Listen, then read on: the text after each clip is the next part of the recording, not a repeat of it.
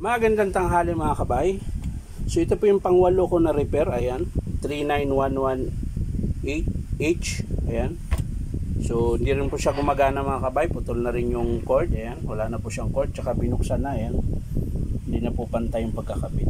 So titingnan na natin sa loob mga kabay kung bakit ayaw nyo gumana. So tara, samahan nyo ako. So ayan mga kabay, nabuksan ko na po.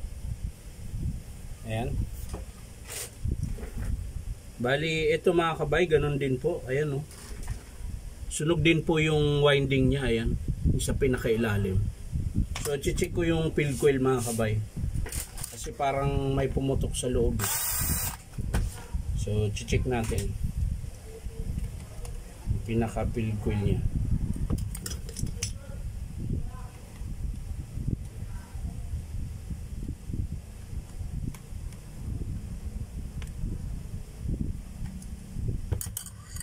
Parang ang kinahuyan na ito mga kabay.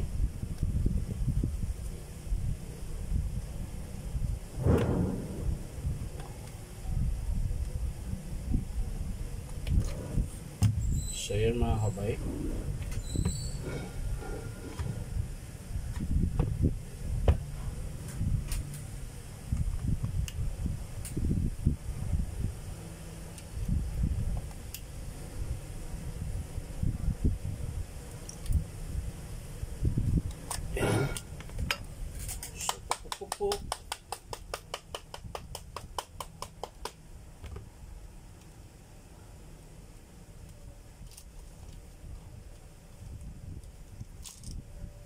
So yan mga kabay, oh.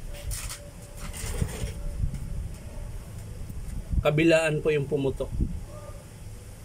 Ayan.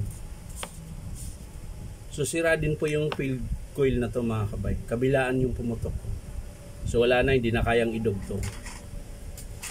So ganun din po ang estimate natin dito mga kabay. Armature, field coil, cord protector, tsaka carbon brush. So parang na siyang bumiling bago nito mga kabay.